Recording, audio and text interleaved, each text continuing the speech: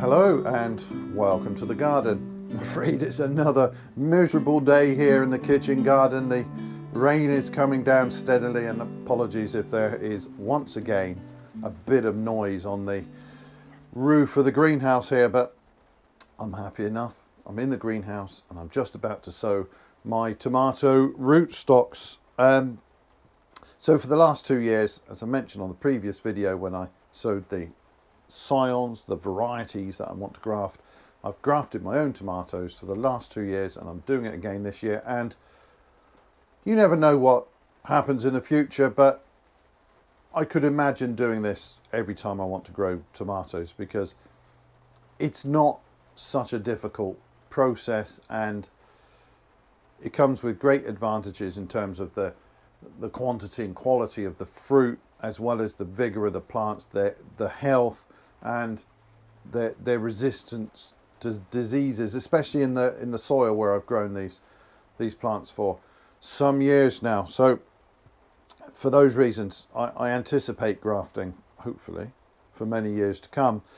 And it's something I'd encourage anybody to have a go at, because it's not that difficult. And I've got videos from the previous seasons that go through the whole process step by step, and if you're interested in having a go, that's the process that has worked for me, and I'll be doing something very similar again this year.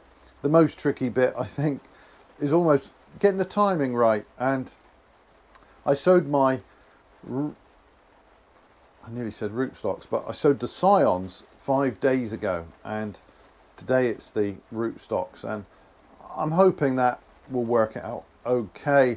Now, sources really do vary on this quite a lot, and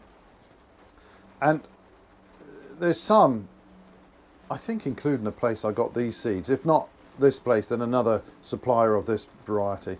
There are some which say you sow the rootstocks even a bit before the scions, but my scions, they're all old varieties and they're a bit slow to get going, so I want to do those a little bit ahead. And 5 days I think is okay, a week is all right. I sowed 2 batches last season, one of them was even earlier than that, but they went too far, so I don't want to do that this year. After 5 days, the first tomatoes are germinating already in the propagators here, and not all of them, but there's, I don't know, a dozen probably that have already shown up. So I don't want to delay this any longer. The first year, same rootstock and different supplier, but probably from the same source ultimately. But the first year they germinated ever so quickly, quite uniformly, and then raced away, and my scions were behind. But then last year they were patchy and slow, so I don't know, 2 years is not enough to really get a feel for it, but I think 5 days, I hope 5 days will turn out to be okay. So that's my job today. It's nothing clever, just got to drop one of these pelleted seeds in a pot, and I'll be using some 7cm pots, the square ones. I like them for stacking in the propagators, because I don't know how many I'll have, but at least 80 I would think. So I don't need quite that many plants, but I want plenty of rootstocks. Make sure that they'll all grow at slightly different rates, but I want to make sure I've got plenty of various sizes, because I've got to match those with whatever scions I manage to produce. So that bit's all a bit tricky, and it's good to have plenty of spares, and of course I'll lose a few when I do the grafting. But anyway, that's it, I think, for the waffle today. It's not going to be a long video, because this is not too difficult a process. So better get on with it. As I say in so many videos, I've got my usual compost blend here, but actually they vary every time I do it, depending on what I'm doing. So the ingredients are the same: some sieved compost, some coir, a little bit of vermiculite, and a little touch of feed in it this time. just because the tomatoes are going to be in these pots for a little while. And then at the point when you might ordinarily think about potting them on, you can't, because they've recently been grafted and they're a little bit delicate. So they'll be in here a little while, so there is just a touch of feed. But the thing is, the proportions that I use vary a lot. So this blend has far more compost, much less of the coir, so that this is a somewhat more nutritious blend than I would be using if I were just sowing some seeds to prick out. There's more compost to it, and there's a little touch of feed in there. Nothing too serious. Right, so I'm just going to fill this up. It's still a fairly loose mix. I will just fill that to the top, and I think when I water it, it will slump slightly. So the rootstock I'm using this year, it's the same as the last 2 years. It's Estamino, and of course that's a hybrid. And I don't mind using the hybrid rootstock there. I don't really want to sow hybrid varieties. I like the old open pollinated sorts, but I'm getting the advantage of those old regional varieties that interest me, those old-fashioned flavours, but with the vigour and disease resistance of a more modern sort. So I think that works out really well for me. I was going to try a different rootstock this year, but I couldn't get those seeds that I wanted, so I'm sticking with this one. Not that there's anything wrong with it. It's a great rootstock. Right, that's a good start. I want to give this a real soak, because that coating on the seeds, you don't have to do anything clever. You don't need to soak the seeds or anything like that, but you do need to make sure the compost is really properly soggy, and you don't want the top layer to dry out until they've germinated. You want to make sure that coating does crack or dissolve or otherwise disappear nicely. Right, I flooded my bench there, so that should be fine. Of course, these are easy to handle now they're pelleted. One seed in the centre of each pot. These are pretty expensive seeds, I mean, even by hybrid standards, so I'm certainly not doubling up any of these. Just one seed in each pot.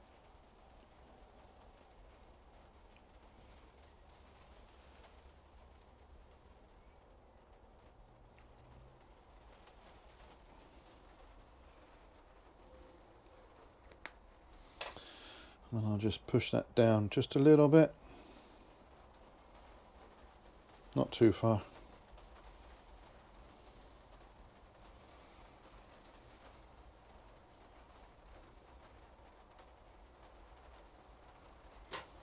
A little bit more compost on top. It always slumps a little bit, this stuff, because it's quite light.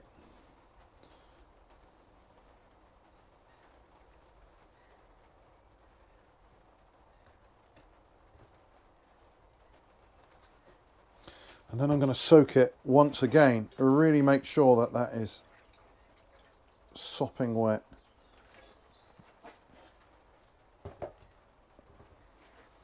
And that's it. Quite a few more to do, but it's a quick and easy job with those rootstocks. Well, I did say this was going to be a quick one, unlike the variety video where I waffled on for half an hour just about the varieties I'm sowing. And yeah, it's the varieties that really excite me. But,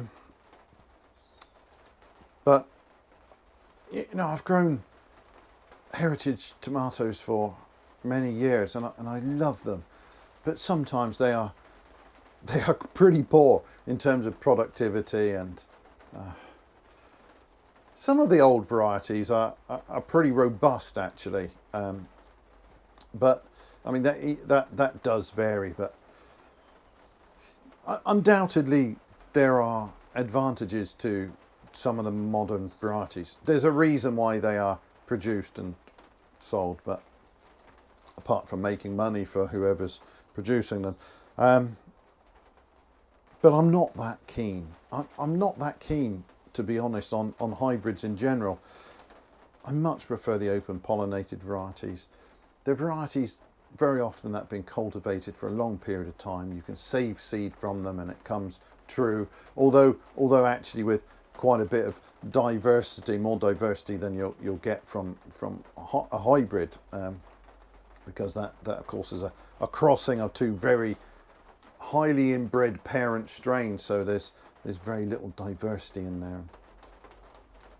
If we don't grow these things, they will disappear, and indeed they have disappeared. The number of varieties that are just gone, they're not available anymore. It's very distressing. I mean, estimates of the loss of varieties of sort of fruit and veg, some people would put that in the well up into the 90s. The 90%, 95% of varieties have disappeared, and that's just tragic. I mean, we need that diversity in order to create plants that are better adapted to the climate that's coming. So throwing away that genetic material just in that way is a bit short-sighted, I think. I think if this was anything else, they'd be protected. If this was an old house, it would be a listed building. If it was a beautiful piece of nature, it would be a nature reserve. It would be protected and valued, and you get some variety of fruit or veg that's been grown for a few hundred years in a particular region, and it's part of that regional cuisine and culture, and that's just fantastic, but it has no protection.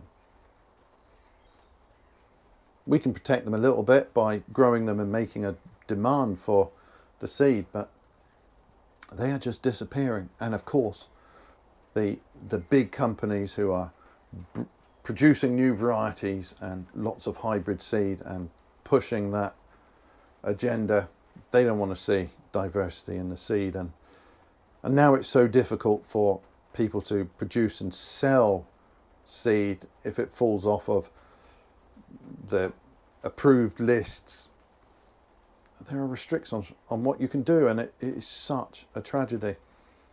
Anyway, I've started to waffle again, and I will go on about this quite a bit, but I mean, it's one of the reasons why I love growing the old varieties. They come with some history and something a little bit more interesting than just here's a great tomato.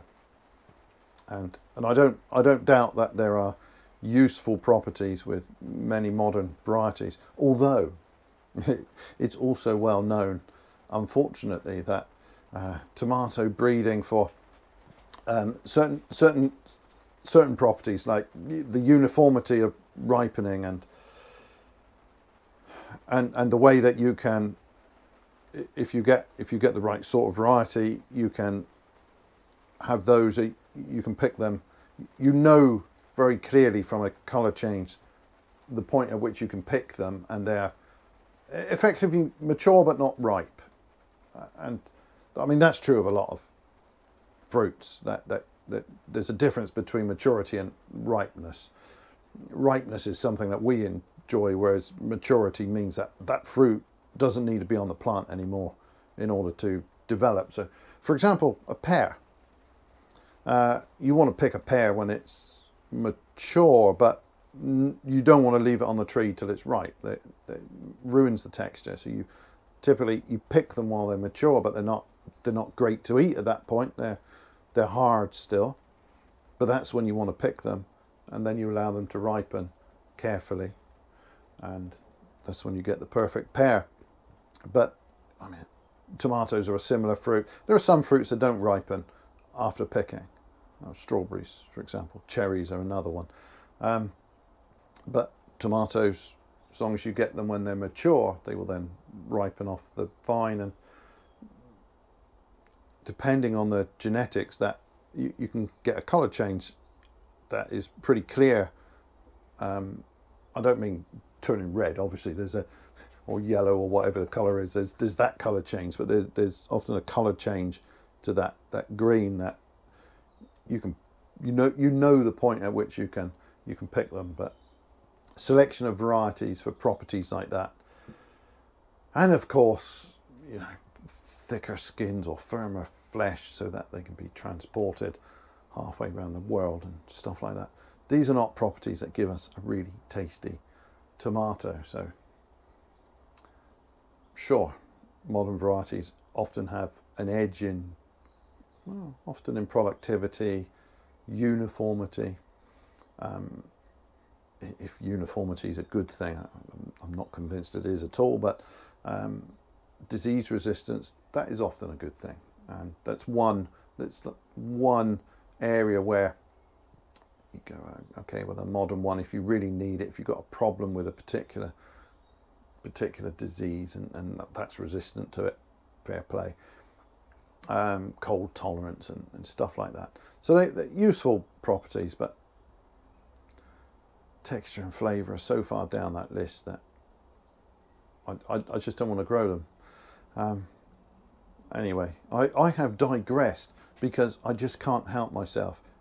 I've gone into waffle mode. But that is it for this video. I've just got a load more of those to sew up. Quick job, nice and easy. It was going to be short, sorry about that. But that's all. Thanks very much for watching, and bye for now.